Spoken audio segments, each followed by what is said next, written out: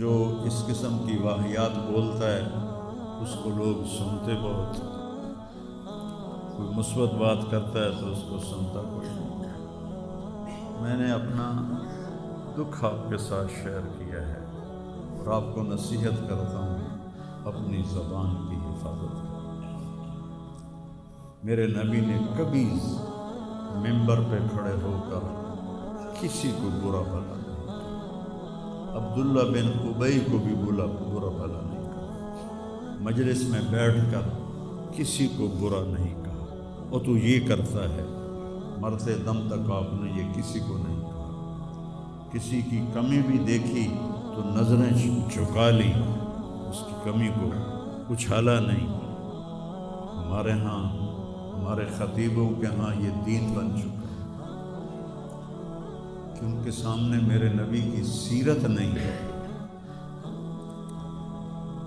تو میں آپ کے سامنے ہاتھ جوڑتا ہوں، ویسے بھی کسی کو اپنی زبان سے دکھ نہ دیا کرو۔ چہ جائے ایک جوان بیٹے کی موت کا غم لیے ایک زندہ لاش پھر رہی ہو اور اس کو پتھر مارے جائیں اور اس پر اپنے غصے کو نکالا جائے، بڑے دکھ کی بات ہے، بڑے درد کی بات ہے۔ یہ ہماری قوم کی گراوٹ کی انتہا ہے، گراوٹ کی میں تو اس وقت پاگل تھا، جہاں سے مجھے کسی نے جھوٹا خواب بھی سنایا تو میں نے تسلی لی کہ شکر ہے میرا بیٹا، جوان بیٹے کو اللہ نہ تنوں اٹھاون دے ویلا بھی کھا، اللہ تنوں اٹھاون دا ویلا نہ بھی کھا۔ تو جو تار سے نکلی ہے وہ دھن سب نے سنی ہے، جو ساز پہ بھی گزری ہے وہ کس دل کو پتہ ہے۔ یہ تو وہی جانتا ہے جس پہ یہ صدمہ گزرتا ہے، وہی جانتا ہے جس کا جگر ٹوٹے ٹوٹے ہوتا ہے۔ اوروں کو کیا پتہ کہ اولاد، جوان اولاد کا، اور میرا بچہ یہ اتنا نیک تھا، کبھی غیبت نہیں کرتا، کبھی غیبت نہیں کرتا، کسی سے نفرت نہیں کرتا، کسی کی غیبت کرنے نہیں دیتا، کسی کی برائی کرنے نہیں دیتا۔ اس کی آپ بات سنو کہ یا اللہ جن جن لوگوں نے پاکستان کو لوٹا ہے اس میں جتنا میرا حصہ لوٹا ہے میں نے سب کو معاف کیا۔ ایسے اخلاق والا بچہ میرا مر جائے اور مجھ پر تان و طنز ہو رہا ہو، قرآن خوانی کیوں کرائی، کفر کر دیتا ہے، اسلام ہی چوں نکل گیا۔ یہ دیوبندی بریلویوں نے آپس میں لڑ کے پوری امت کا حلیہ بگاڑ کے رکھا۔ خطیبوں نے، صحیح علماء کی بات نہیں کرنا، خطیب چاہے دیوبندی کے ہوں، چاہے اہل حدیثوں کے ہوں، چاہے وہ بریلویوں کے ہوں، چاہے وہ شیعوں کے ہوں، سوائے نفرت کی آگ بھڑکانے کے ان کے پاس اور کوئی موضوع کوئی نہیں۔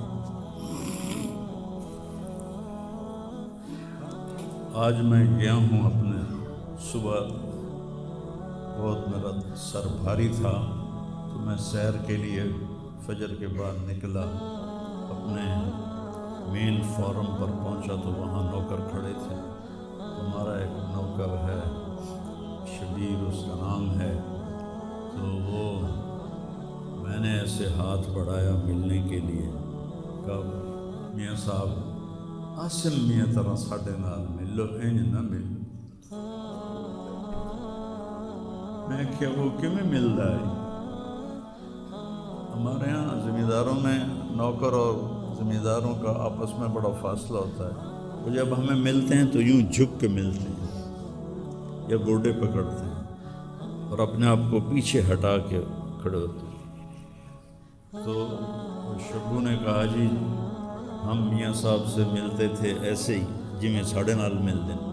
تو وہ کہتے یار تم لوگوں کو تو ملنے کا طریقہ ہی نہیں آتا، ہاتھ کھولو۔ ان کے ہاتھ کھلوا کے ان کو جپھا ڈالتا تھا اور ان کے کپڑوں پہ مٹی لگی ہوتی تھی۔ ایسا میرا بیٹا گیا.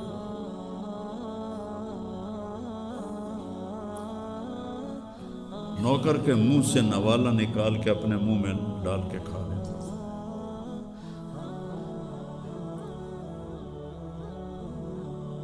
کبھی اس کی جیب میں پیسے نہیں ہوتے تھے. جو بھی دیتے وہ ادھر دے دیا, ادھر دے دیا, ادھر دے دیا, ادھر دے دیا.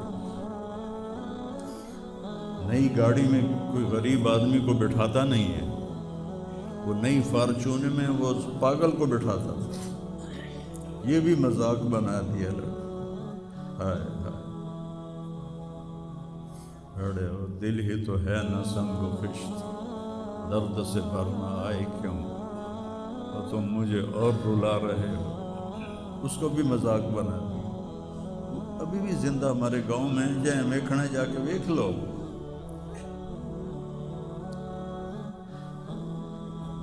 اور اس نے کہا کہ میرے رب نے میری بخشش کر دی اس ملنگ کی خدمت کی وجہ سے. اسے پاگل دے کپڑے وٹامنا, نامامنا, وہ دے وال کٹامنا, وہ دے نو کٹامنا.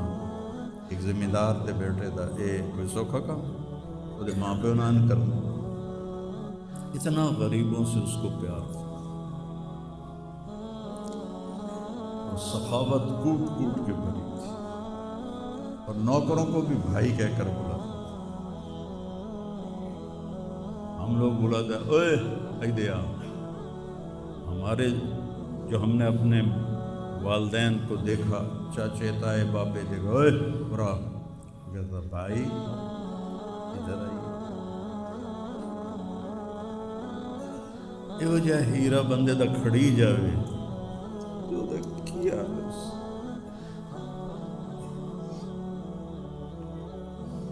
شرم ہی نہیں ہوتی. لوگ کم بختاں 4 ٹکے یا سستی شہرت لین واسطے